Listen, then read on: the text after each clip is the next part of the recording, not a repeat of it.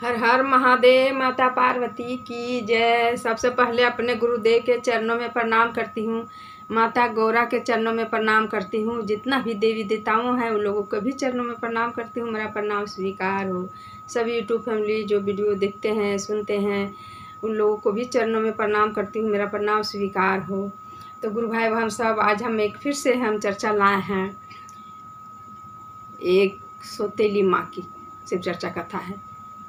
जो बड़ी शिव चर्चा कथा है गुरु भाई बहन सब, पर सुनने में बहुत अच्छा लगेगा। शुरू से अंत तक जरूर सुनिएगा। अच्छा लगेगा तो लाइक और शेयर जरूर करिएगा। तो चलिए हम चर्चा शुरू करने जा रहे हैं। एक गांव में पति पत्नी रहा करते थे। एक गांव में पति पत्नी रहा करते थे।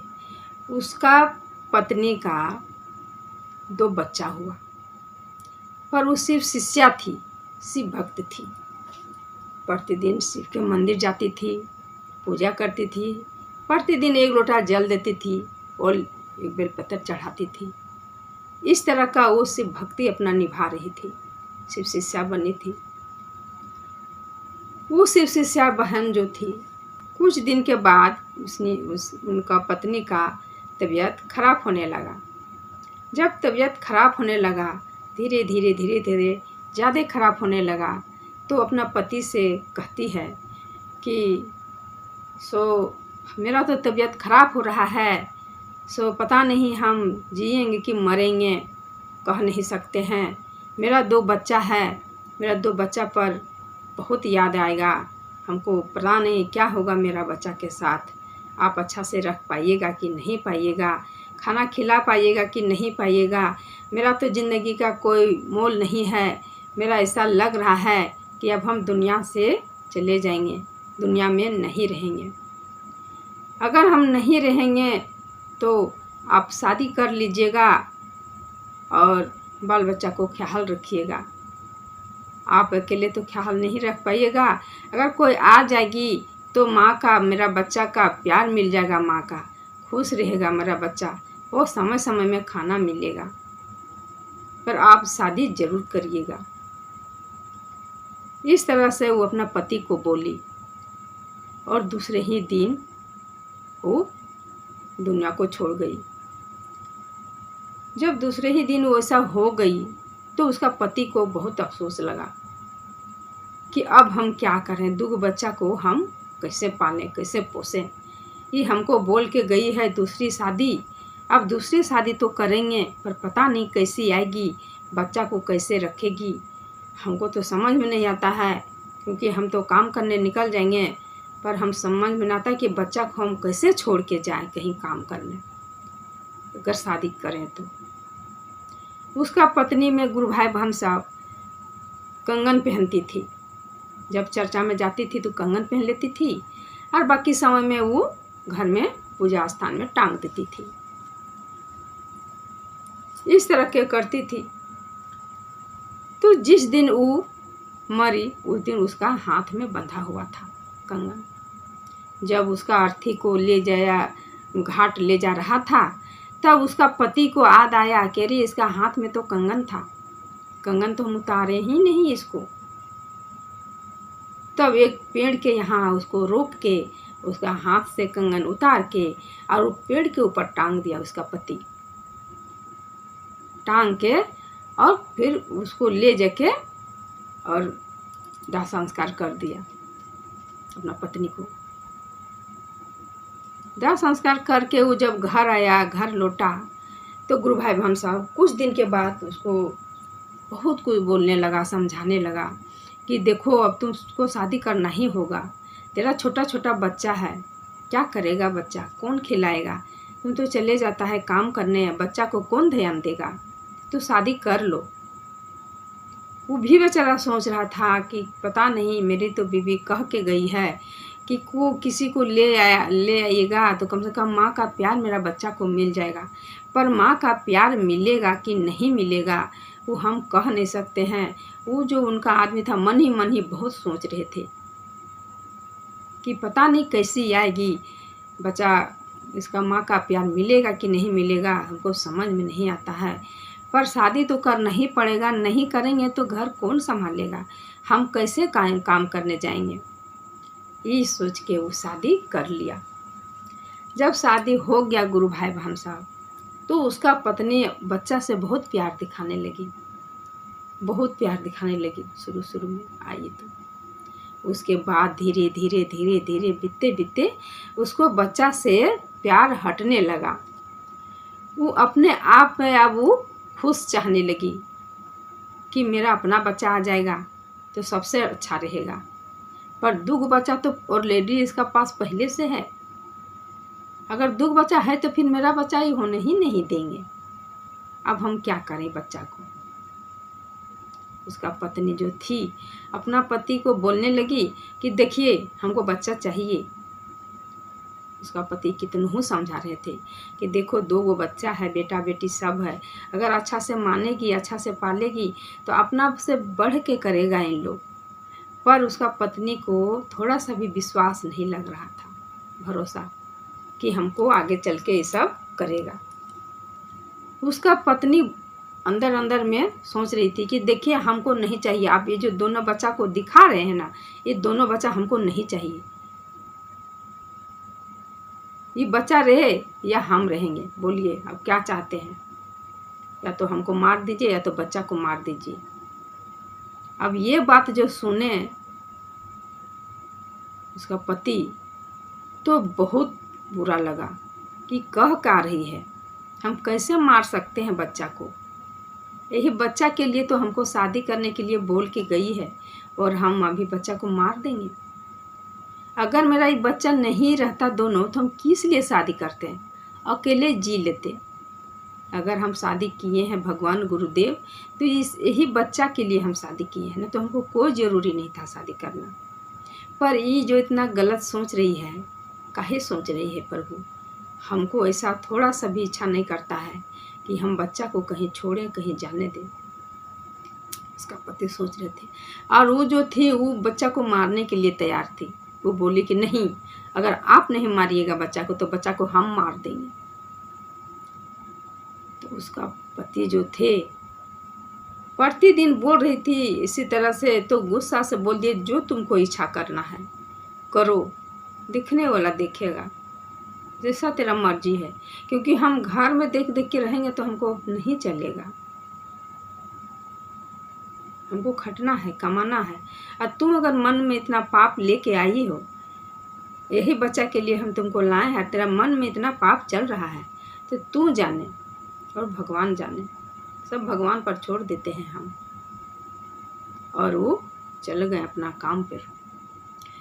गुरु भाई बहन साहब जब वो काम पर में चले गए तो सोचे कि चलो वो तो चले गए, निकल गए काम में, अब हम क्यों नहीं दोनों बच्चा को ले जाएंगे गंगा के किनारे और गंगा में इस लोग को दोनों को गिरा देंगे, चला जाएगा दह के। दोनों बच्चा को बोली कि चलो बबुआ सब खेलने। सब बच्चा बोल रहा है कि हम लोग को खेलने ले जा रहे हैं मम्मी, चलिए आज बहुत दिन के बाद हम लोग को खेलने के मौका मिल रहा है मम्मी, आप ले जा रहे हैं, चलिए हम लोग खेलेंगे। बच्चा को बहुत खुश लगा कि मम्मी हम लोग को खिलाने ले जा रही है, घुमाने ले जा रही है। बच्चा को क्या था कि मम्मी हम लोग को माँ जाके गंगा में ढकेलने ले जा रही है।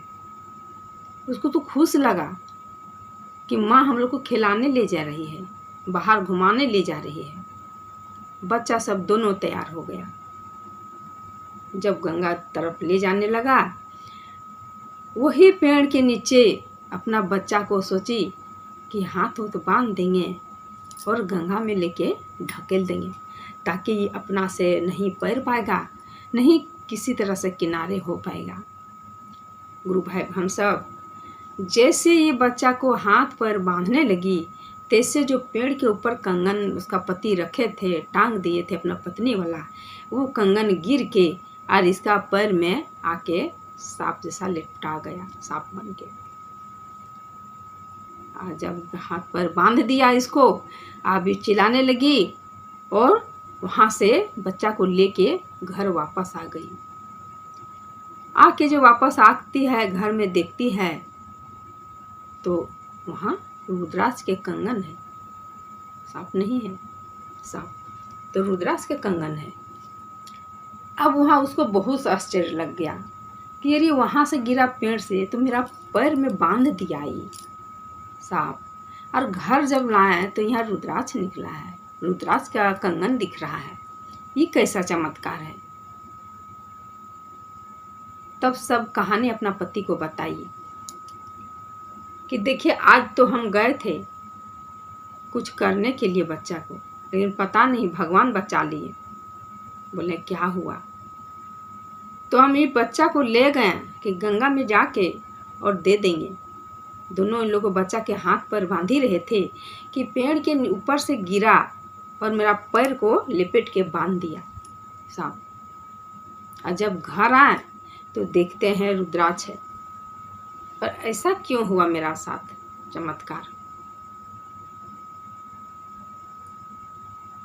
अगर वो नहीं गिरता तो आज हम सचमुच में बच्चा को हम गंगा में दे ही देते।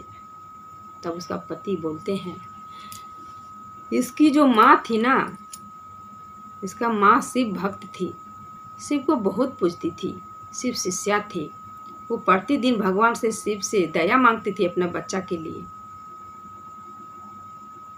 रात दिन वो सुबह शाम दया मांगते रहती थी अपना बच्चा के लिए। और वो जो कंगन वहाँ से गिरा ना, वो और कुछ नहीं था, इसी के माँ का कंगन था। हम लोग जब घाट में ले जा रहे थे तब वहीं पर वो कंगन को हम लोग टांग दिए थे। तो आज वही शिव गुरु ये बच्चा को बचा लिए।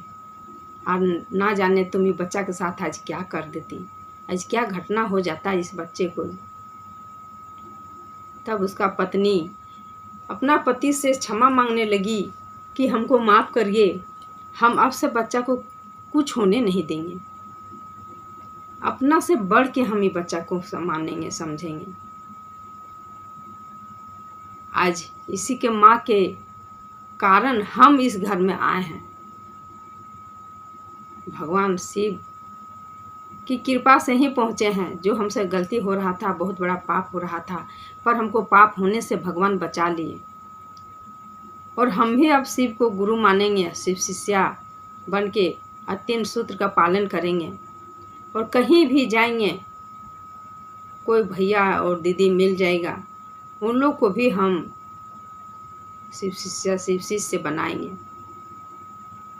और भगवान गुरुदेव से क्षमा मांगने लगी और फिर ये भी बन गई शिव शिष्या। और भगवान के जैसे उसका बड़ी वाली करती थी पहले वाली, उसी तरह से ये भी सुबह शाम मंदिर जाने लगी, पूजा करने लगी, भगवान के सुबह शाम बच्चा के लिए दया मांगने लगी। और ही दोनों बच्चा को वो देख के और फिर रह गई कि अब हमको बच्चा नहीं चाहिए, यही बच्चा मेरा अपना बच्चा है, इसी को हम खूब मानेंगे, खूब समझेंगे। और भगवान की कृपा से खुशी से सब रहने लगा घरों में, अपना अपना घर में अपना घर एक से एक हो गया उन लोग को भगवान के दया से। पर देखिए गुरु भाई बहन सब, भगवान कितना भोले हैं।